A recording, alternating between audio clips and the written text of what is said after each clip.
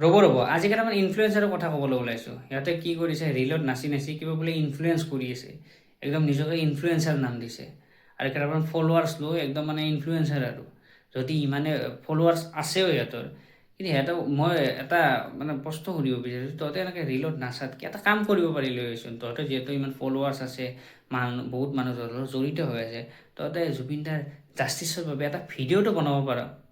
তেতিয়া বহুত মানুহ মানে অলপ গম পাব, অলপ মানে ভাল পাব আৰু বা জাষ্টিছৰ কাৰণে ভিডিঅ' বনাইছে।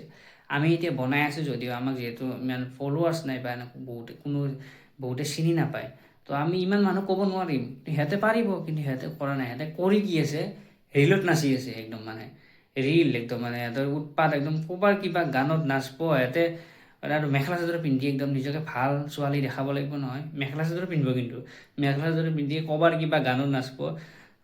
আমিতো বুজি নাপাওঁ, তাইও বুজি নাপায় চাগে কি গানত নাচি আছে, কিন্তু একদম মানে ট্ৰেণ্ড ফ'ল' কৰিব লাগিব, লাইক লাগিব, ভিউজ লাগিব। সেইকাৰণে মানে এনেকুৱা মানে বুজি নোপোৱা গানতো নাচব আৰু ক'বাৰ কিবা গানত নাচি থাকে। ৰীলবিলাক চায়ে মানে হাঁহি উঠা হৈছে আৰু খঙো উঠা হৈছে। এইবিলাক মানে মেখেলা চাদৰ পিন্ধা ষ্টাইলতে গম পাইছে তাই ৰীলত কি কৰি আছে। আগতে মানে চাই খং উঠিছিল, কিন্তু আগতে কোৱা নাছিলোঁ, কিন্তু এতিয়া বাধ্য হৈছোঁ। আৰু এনেকৈ আৰু ইহঁতৰ উৎপাত চাই কম বুলি ভাবিছোঁ, আৰু এইবিলাক ক্ষেত্ৰত মাত মাতিম বুলি ভাবিছোঁ। নে কি কয়?